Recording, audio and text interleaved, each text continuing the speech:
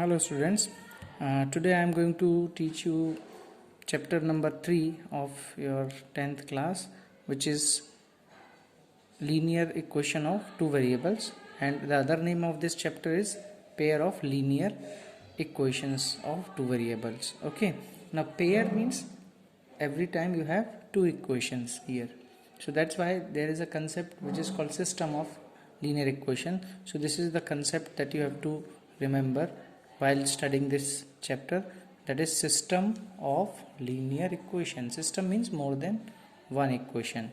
Linear equations you have studied in your 9th class also, but there you have studied only one equation. Linear equation is also represent a line when you draw a graph of that equation. Okay, so that's why its name is linear equation. Okay, now system of linear equation, I said you that it contains more than two linear equations. So the standard form system of equation is a1x plus b1y plus c1 is equal to 0. This is the first equation, and a2x plus b2y plus c2 is equal to 0. This is the second equation. These a1, b1, c1, a2, b2, c2, these all are the constant values, and the x and y are the main two variables. Okay, now this whole thing will make the system of equation.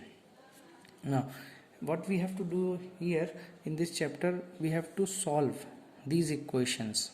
Okay, and later on we will make equations by problem sums and then apply the method to solve.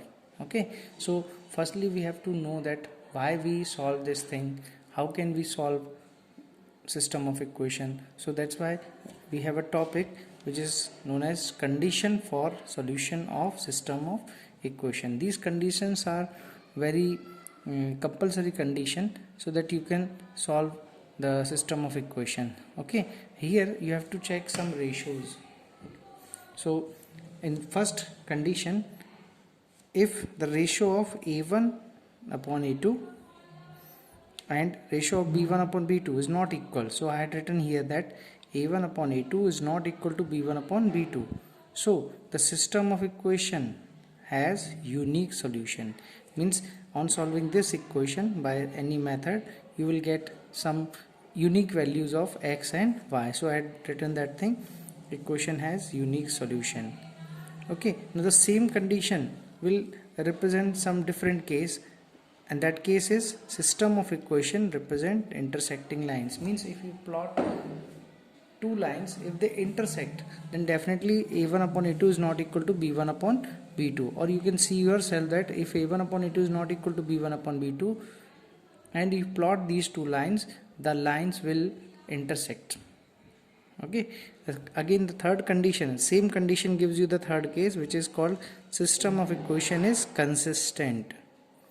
You will see this some questions which are based on these concepts, intersecting lines or consistency based questions. You will see later on in your NCERT book as well as in R.D. Sharma book.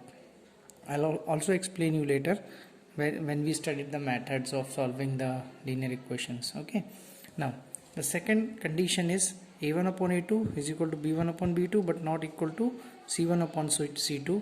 Then the system of equation has no solution. Okay, now again if this condition will work, then the system of equation has no solution. Again the same condition will give you the system of equation represent parallel line. Okay, in this case on plotting the graph of these two equations, it will represent parallel lines. Now the same third condition, second condition will represent the third case in which you have system of equation is inconsistent. Okay, this is the only condition in which a1 upon a2 is equal to b1 upon b2 is not equal to c1 upon c2. This is only one condition for inconsistency. Now the third condition is a1 upon a2 is equal to b1 upon b2 is equal to c1 upon c2. If all the three ratios are same, then the system of equation has infinitely many solution, and the system of equation represent coincident lines, and the third case system of equation is consistent. So what we can see here, there are two cases of consistence.